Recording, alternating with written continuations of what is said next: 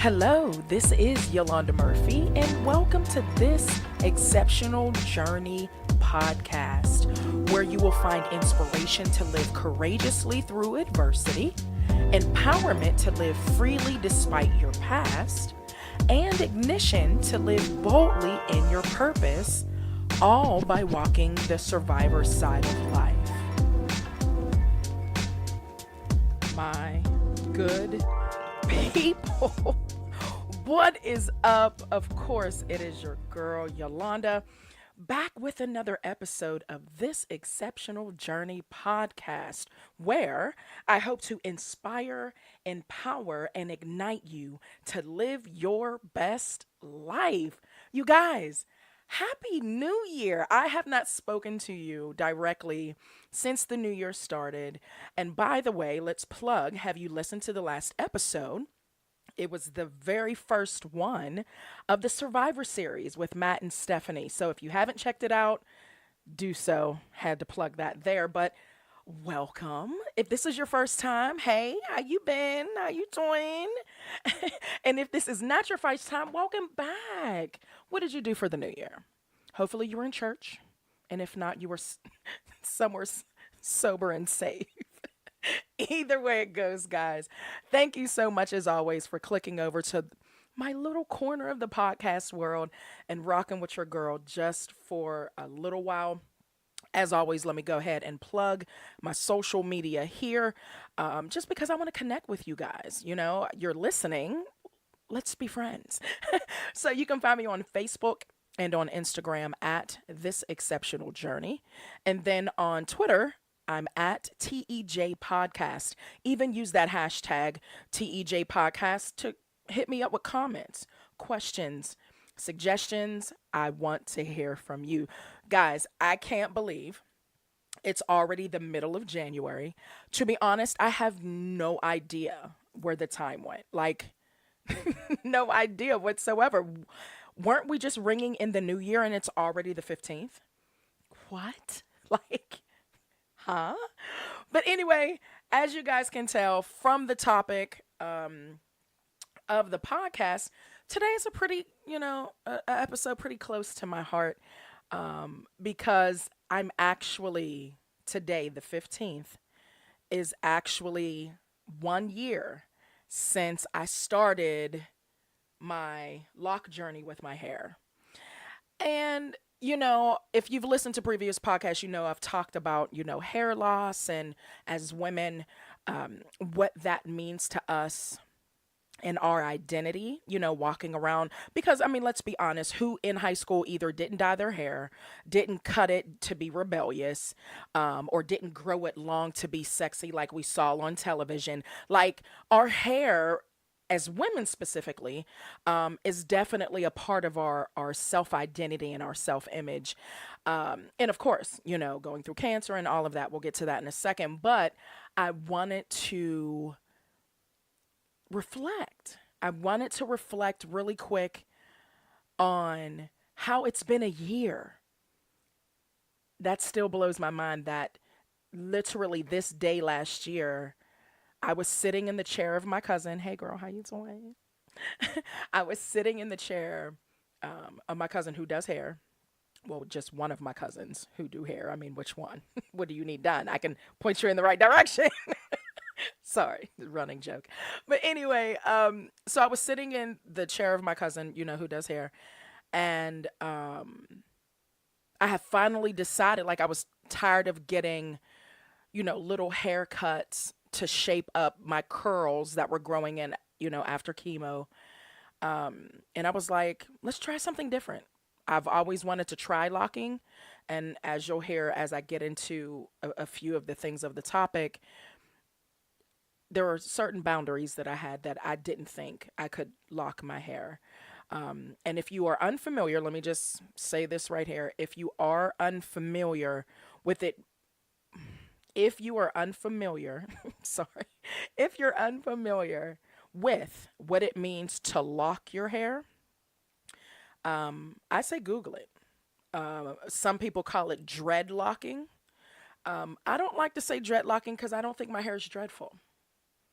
I don't. And if you actually look into the history of why it was called dreadlocks, you'll understand why I don't like to call them dreadlocks. I just call them locks. They're little baby locks of hair. But it's been a journey, guys. It has been such an amazing journey. And I've learned a lot, to be honest. I really have, besides the gamut of everything else that comes along with being a survivor after cancer at a younger age. In regards to my hair, it's taught me a lot. So that is the whole point of this episode, just to let you guys know mentally where I am in regards to it, because it is a milestone for me. To me, you know how some people, and even myself, I've done a whole episode about my cancerversary. This to me is a milestone like my cancerversary, because, and again, I'll get into the topic. Let's just go ahead and slide in. The very first thing that my lock journey taught me was I had an altered self image of myself. And what I mean by that is, you know, when you're in high school, young adulthood, you know, your clothes match, you know. You try to look presentable to the world, whether it's because you're looking for a mate, you know what I mean? We're looking for boyfriends or girlfriends. We're looking just for a new job, maybe. So we want to look the part. Either way it goes, we are looking the part in regards to our clothes, in regards to our shoes. Our hair is a part of that. What color glasses we wear that day for ladies, what color makeup or lipstick we wear that day. It is all encompassing in regards to our self image and, of course, what we project to the world. But one thing I noticed very early on about my hair lock journey is that it gave me an altered in a good way self image. So few reasons why I'm sorry. I think this. Number one, as you already know, I went through breast cancer. I did chemo. With chemo, your hair falls out. With, of course, well, with the IV chemo that I did, your hair falls out. Um, and with that came no control. And again, if you've listened to other podcasts, you know I am a woman that likes to be in control. Always have since I was younger. I've been a boss my whole life. I'm sorry. Like, I've been telling people what to do. If my brother's listening, he'll tell you. Like, I've been like just telling people, don't do that. Go here, do this. Because that's kind of what people always told me to do. So I just did it. Um, but because of that comes a certain self image. You know what I mean? You're in control. You pick your destiny. You pick, of course, what you wear, how you style your hair. And again, in high school, from high school to like young adulthood, I had tons of different hairstyles. I had a bob cut like Halle Berry. I had longer hair, like myself, like a wrap. I had a short texturizer with blonde. Girl, I was doing it all. Okay. I was doing everything. I was doing all the things. But I say that to say that was of my own doing, though. I chose when I wanted to get my hair cut. I chose when I wanted to put weave in and grow my hair out. It was a choice. But of course, after breast cancer, you don't have that choice, as we all know. So, this to me, growing my hair, number one, like I said, before the journey, I felt like I didn't have control. I felt like, I mean, if we're honest, my hair grew back different. Like my hair, I have very thick, well, I have very thick, coarse, kinky African American hair. If I were to explain it to some people, it would be like old school afros back in the day. Like you could shake your head. It always astounded me on Soul Train when you would see these huge afros and people would be dancing and getting it and their afro would not move. I can't be the only one, guys. I cannot be the only one. Please tell me I'm not the only one. But anyway, that was my hair before chemo. It was very thick, very coarse, very like if you stick your hand in it, it's gonna come back a little rough. And I loved my hair. I didn't have a problem with my hair. Again, in my family, we have tons of hairstylists. Two of my cousins specifically, I was going to get my hair done. One was doing my natural hair. She would braid it up for me, or put it in, different styles. And then my other cousin would blow it out for me. She would cut my ends or trim my ends, and she would blow it out and, hot, not hot comb it. Well, my mom used to listen. That's old school. Didn't I go back old school? She didn't hot comb it, but she would flat iron it for me. So I was used to this routine, and they were with my hair as well. They knew my hair, they knew how it responded, to the washing and the heat or the lack of heat. We in the circle were all aware, okay? But after chemo, my hair fell out, and my hair just grew back different. And even now, my hair is different. It's just altogether different. And again, this is not, I don't take it as a negative thing. It's just different. So my hair is still thick. Like if I were to wet it right now, it would puff up at the roots. Cause I mean, I'm African American, I'm black. Like that's what happens. But it is nowhere near as thick and as coarse as it was before chemo. And I was having this whole conversation with my cousin that actually does my locks, who started them. And it might have been maybe the second or third time that she retwisted my hair. And if you don't know what that means, please just Google it. But every once in a while, your hair grows and your roots get thick, and you need to keep twisting them, so that, your hair continues to lock. And so I remember one of the conversations that we had is that I asked her, because again, she saw my hair before chemo and after chemo. And I was like, "Do you think my hair texture is different?" And she was like, "No, for sure." She was like, "I didn't want to bring it up because I didn't know how you felt about it, but your hair texture is altogether different." And here's the kicker, it wasn't just different. So here's the thing, like I said, my hair was always coarse, always very thick. I used to always tease like my hair was Zimbabwe. Like, you know, thick, coarse, like amazing. I loved it. But on this side, it grew back different. Like when it first grew back, it was like curly and soft like lamb's wool. Running joke, I'm sorry. It grew back like really soft. I was like, what is this? So I was like, okay, everyone told me, okay, give it a minute. It'll grow back into what you're used to. And it did, but it's still nowhere as thick. It is nowhere as coarse as it used to be. Again, I don't see that as a bad or a good thing. It's just different.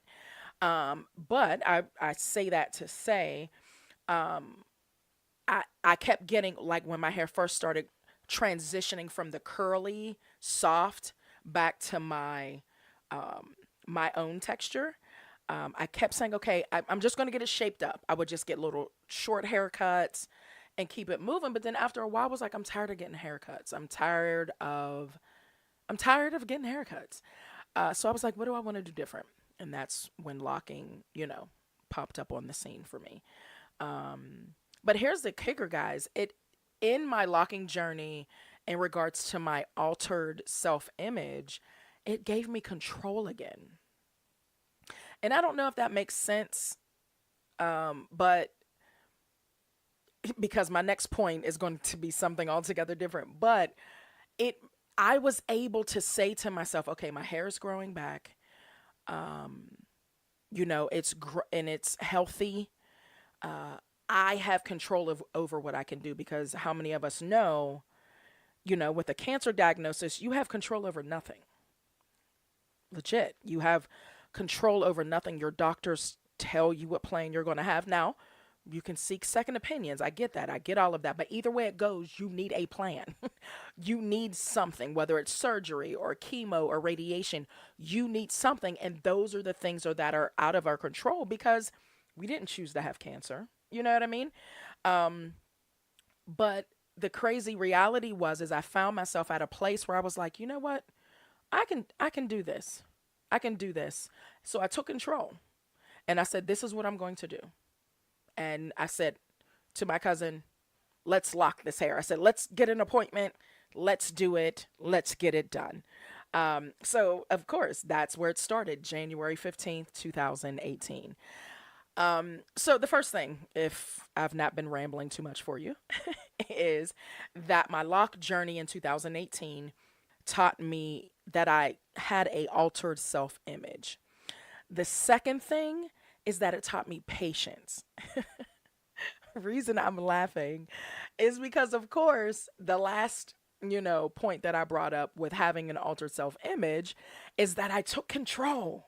Like, yes, I was like, this is what I'm doing. This is what's going to happen.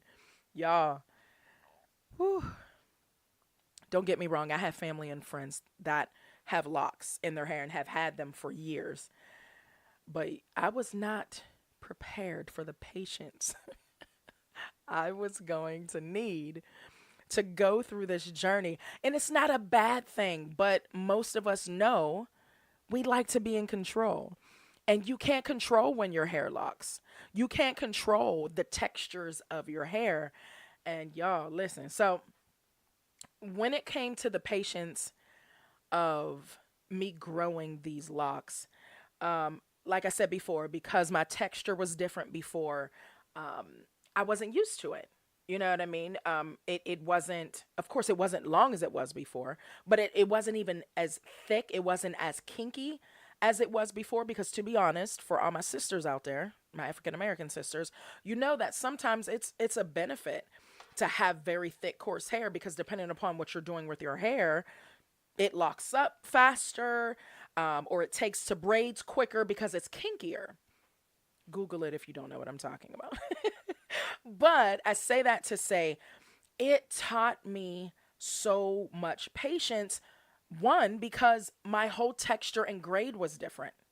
Not so much different, like I went from kinky to straight, and we'll get to that in a second, but it was just altogether different. And what that meant was, is that the whole process for me was going to be different. If I would have tried to lock my hair where my texture and grade was before chemo, baby, I would have been locked. My hair would have been locked in like a month, 2 months, 3 months. But as you'll hear shortly, that was not my testimony. And you'll understand why. I'm laughing at it now, but I was so frustrated then. Um, but again, like my hair was not the same. And here's the other kicker. Even before chemo, to be honest, as as African American women at least, our head is just also different. It's different. And for my non African American women out there, let me explain really really quick. Or men and women. I'm sorry, because there might be men listening and watching too. Hey, how y'all doing? Um, but with African American hair, your whole head, of course, is coarse or kinky, what have you. But there are certain spots in your head that can be a different grade than another spot. Unexplainable.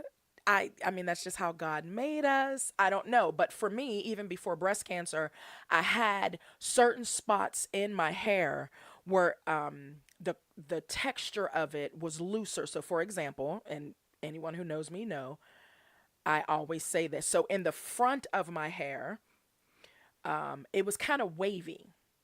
Um, in this hair middle part, this middle part, I always say was Zimbabwe, Madagascar, all of Africa, Kunta Kinte, all in this middle part right here. I remember growing up getting my hair braided when I was little, and another one of my cousins who used to braid my hair when I was like in elementary school. One of my older cousins, older cousins. Hey girl, you know who you are. Used to braid my hair, and I hated, like I would cry when she would get to the middle of my hair, because my hair in the middle is so, it used to be so thick that it would take her like two or three times to grip it with the braiding hair. And that's painful. That's painful. Oh my gosh, you couldn't even smile without crying. It was horrible. I looked cute, but it was painful. So I say that to say, even there's a in the back of my head, there's another texture. So I kind of knew this going into it because that's how my hair was textured before. But after chemo, I didn't know what to expect. I knew my hair fell out.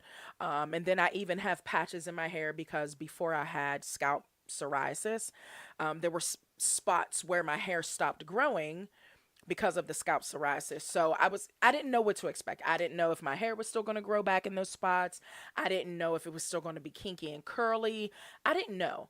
But I say all of that to say it taught me patience because I didn't know. And I allowed whatever happened to happen. However, it grew back was how it grew back. I still have even now after after chemo and of course my hair growing back. My hair in the front is still looser, a looser curl pattern than my back. So there are pieces there are pieces in the front of my hair. This one specifically where it did not lock until like 4 or 5 months after I started my journey because it's so straight.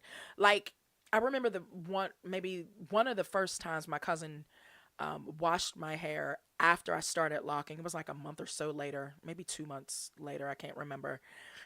This baby right here was still straight, bone straight. Okay. So I say all of that to say, from the woman who's used to being independent, from the woman who is used to being in control, I had to let this hair do what it was going to do.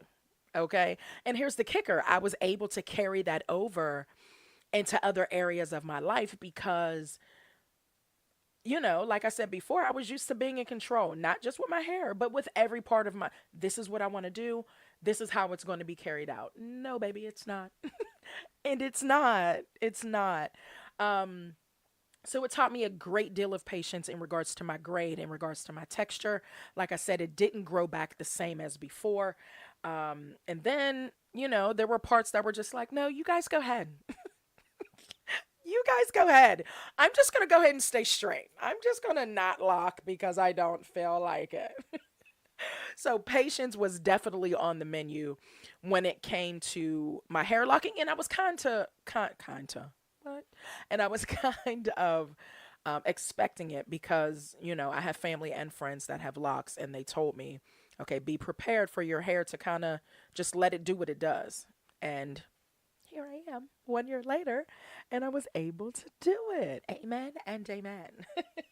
But lastly, guys, the last thing that um, my lock journey taught me from January 18 to now is to be determined. And here's the crazy thing. For those of you that are biblical or not, it doesn't matter. But in the Bible, it says all truths are parallel. To me, that speaks volumes because at the end of the day, a lot of things that we face or go through in one area actually can be carried over and laid upon another area of our life. So it wasn't just through breast cancer. It wasn't just through a diagnosis and chemo and radiation that, I had an altered self image or that I grew in patience. It was in every area of my life. I was able to be like, oh, snap. Okay. I can then apply this patience to this. So, same thing with determination. Probably as you can tell, I am someone who is determined. I've always been someone who's determined, especially if I have something on my mind that I really want to get done. I'm like, okay, nope, let's do this. Let's get this done, what have you. But with this lock journey, I wasn't in control. I had absolutely no control besides like the maintenance of it, keeping it up, keeping it, moisturized, what have you. How it grew, when it grew, if it locked, I had no control over that. But I was determined. I was determined. Now, let me be honest, guys. Let me be honest. I wasn't always so determined. So I started locking again January 15th, 2018, literally 2 weeks later. And let me preface it by saying this. I had scalp psoriasis. What that means, and just as if psoriasis on any other part of your body, you would have scales, it would be uber dry. And with my scalp, I would get scabs which is why honestly I believe that in parts of at least my hairline, it never grew back because in the beginning I didn't know what it was. I used to pick it. I was like, why is it so itchy? Like I would sweat, it would itch. Went to the dermatologist, found out all of this stuff. Say all of that to say, in the beginning, I was very leery to lock my hair because I knew I had this issue, this scalp issue. And even before, my hair falling out and growing back, my scalp was very sensitive to certain products. My scalp couldn't do a lot of products. I had a lot of chemicals and all of that stuff. So I would do a lot of natural shampoos and a lot of natural leave-in conditioners if I was, rocking my afro, or my cousin who used to do my blowouts. I took my own personal shampoo that I got from my dermatologist for her to wash my hair, and she knew to put only certain products, in my hair. So it wasn't just from a I just don't feel like it standpoint, but literally 2 weeks in, my scalp was like, what in the world are you doing? You're not washing me as usual, because let's be honest, after my hair grew back from chemo, I was, first of all, I had a squeaky clean bald. So, and yes, I did wash my bald. Thank you so much, because I didn't want it to get oily, because I was putting coconut oil. My shine was on. Thank you. But I was still, like, my curly phase, I was still washing it maybe every 2 to 3 days, because it was a texture altogether different than my afro, and it would get oily, if that makes sense. So here's my scalp, unbeknownst to itself, like, what the heck is going on? Like, I haven't had a shampoo in a month. What is going? So, needless to say, 2 weeks in, my scalp started getting very irritated. It was very itchy, very dry, and I was like, okay, I'm done. I'm done. And I had so many friends and family that have locks, and they were like, no, stick it out. Like, your hair's nice, and blah, blah, blah, blah, blah. And I was like, you guys don't have to go to, like, literally, anytime I sweat, my scalp would itch, like, tremendously. It was just, it was crazy. It was crazy. But I say that to say, but I came up determined. I was determined to ensure that I saw this process out, because let's be honest, this is the very first time I felt like I was in control. And guys, we're going to come back to this, but when it comes to our hair and our identity, when that is stripped from you, a part of your identity is stripped from you, you kind of have to reinvent yourself. You kind of have to re-find yourself. But this was something I was like, yes, no, let's go. Let's do it. I can do this. I was determined. I was freaking determined. So I found a new hair oil. And for those of you watching the YouTube video, I'll stick a picture of it somewhere so you can see what I use. I'm not even going to say the name because I'm going to get it wrong. I get it wrong every time. But I found a new oil, and literally, this is the only oil that I use to maintenance my hair, and it does not itch. It does not itch. It does not get dry. And I'm grateful, because literally I was ready to throw in the towel. So, literally, like I said, I was ready to throw in the towel. Within 2 weeks, I found this hair oil, and we were back in business. Okay. But I mean, besides even like my scalp issues, I was nervous that it was going to unravel. I sweat a lot. I'm a sweater, and of course, um, after chemo and radiation, and depending upon what medicine you have to take, you have these hot flashes. Like, I have hot flashes like I'm in my 60s, y'all, and I sweat, and I'm like, oh my goodness, is my hair gonna puff up? Because I like to see my scalp. I like to see my scalp. I don't like when it's puffy. Again, a control thing. But anyway, but I was scared it was gonna unravel. I was scared, like, oh my goodness, if I get in the shower and get it wet, like, is my afro gonna come back? It was all of this nervousness. It was a brand new atmosphere and arena I had never been in before. Um, but again, since I found out what oil, I was able to actually use on my scalp, and of course, going around asking certain people who had locks for 2, 3, 5, 7 years, okay, what did you do in the beginning? Can you remember? Well, what did you do in the beginning? What products did you use? Are there certain regimens that you went through to make sure your hair still stayed soft and manageable? Were there certain things you went to sleep with, that ensured that your hair wasn't fuzzy when you woke up? I was asking everybody, everybody, and I got some really good answers. And I've found, as of right now, at least for this length, I've found what works for me. I've found what oil. I found, I call it a slap, a hair slap. Um, but it's like a hair bonnet that has satin on the inside, that I sleep in every night. I have like two or three of them just in case one of them gets too oily. I throw one in the dirty clothes and bring out a brand new spanking one. Okay. Um, but since finding out all of these things, it's been magical, for lack of a better phrase. I actually love my locks. Like, I love them. And I'm kind of mad I didn't lock before my hair fell out, because I just love this journey. It has taught me so much about me. It has taught me so much about things that I do, or things that I think, or things that I think about myself. It has showed me just so much. Unfortunately, I mean, during the process, it hasn't always been fun. Like I said, within the first 2 weeks, I was ready to call it quits. All last year, I could not swim. My head was not under any water. I went to Orlando at the top of last year, and I was like, dang, just sitting in this beautiful atmosphere, and I can't even dunk my. Like, I'm a swimmer. I'm a fish. I've always been a fish in any pool. And yeah, I just had to put my feet in. Because I was not messing up this process I started, okay? And if you've been through the journey, you know exactly what I'm talking about. Um, but guys, I had to trust the process. And to be honest, that's a life lesson. That is actually a life lesson. You have to learn to trust the process, because everything is not going to be rainbows and sunshine and butterflies. There are going to be obstacles and difficulties that come, but you have to trust that it's going to work out. I'm not preaching, but I'm preaching. Hello. But really, I literally had to trust my hair knew what it was doing. If I treated it the right way, if I kept getting it done and retwisted every month, it was going to do what it needed to do. And it did. Hello. Um, but I'm grateful for the process, though. That's why I was like, you know what? Let me go ahead and make a podcast about it. Just because, again, it doesn't just anything that I'm talking about, whether it's determination or the patience or even the altered self image, if I'm honest with myself, it doesn't just come from a hair journey. It doesn't just cover a hair journey. You can apply anything that I'm saying right now to almost anything that you've gone through. Because at the end of the day, don't we like control?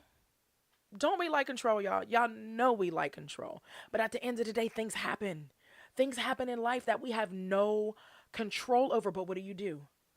Do you buck up to it and stand stronger? Or do you buckle? Do you buckle? Now, don't get me wrong. There are definitely instances and situations and moments in every fight where you have to be like, okay, you know what? Let me go ahead and rest right here. You don't feel determined every day. You don't feel like your patience is working for you every day. I can only speak for this specific journey in my life. But guys, you can really apply it to you as well. So, say all of this to say that my lock journey in 12 months has taught me so much about me. Because again, it's not just a hair thing.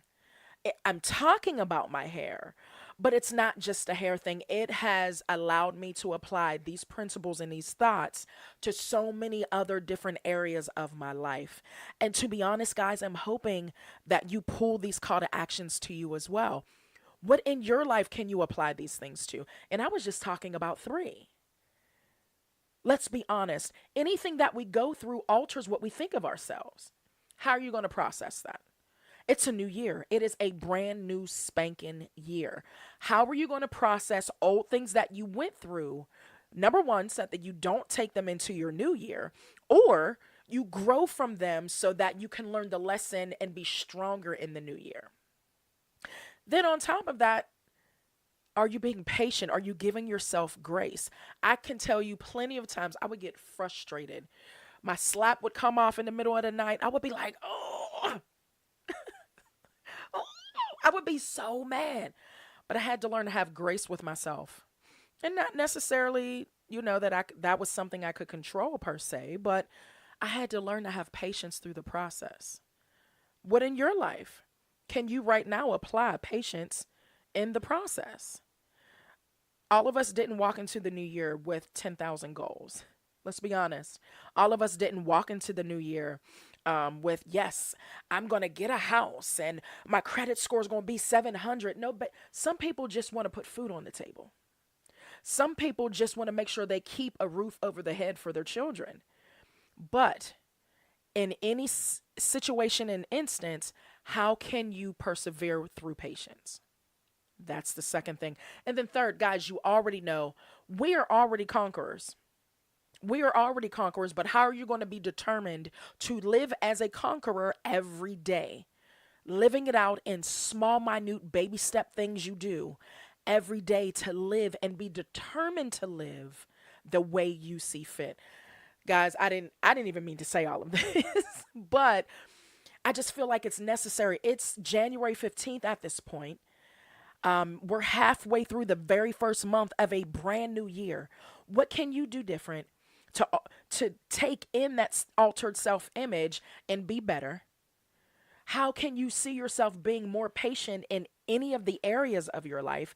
And then how can you see and walk out more determination so that you live your best life? Guys, that's it. Literally.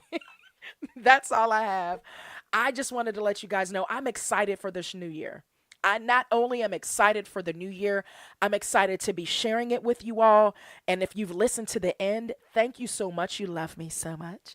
I'm determined. I have so many dreams, goals, and visions for this podcast, for my blog, for my YouTube channel, for some merch lines that I have coming out, for some books I'm going to be releasing. Guys, stay tuned. I am determined. I am literally determined that cancer was not going to beat me, and I'm going to live this fulfillment. Are you with me? Raise your hand. Are you with me? But guys, again, if you've made it to the end, thank you so much for rocking with your girl. I so appreciate it from the bottom of my heart that you have even clicked over, but that you actually listened to what I'm saying. But again, guys, don't forget to comment. Don't forget to rate. If you're listening on specifically Apple Podcast, and then subscribe. Stick around. You want to keep hearing my voice. You want to keep seeing me. I know. I know. But don't forget to do these things, guys. It helps me. It helps me get more vocal in the community. It helps me to be more visual in the community so that more I can help more people. So don't forget those things. But guys, that's it. Thank you so much for sharing yet another anniversary with me.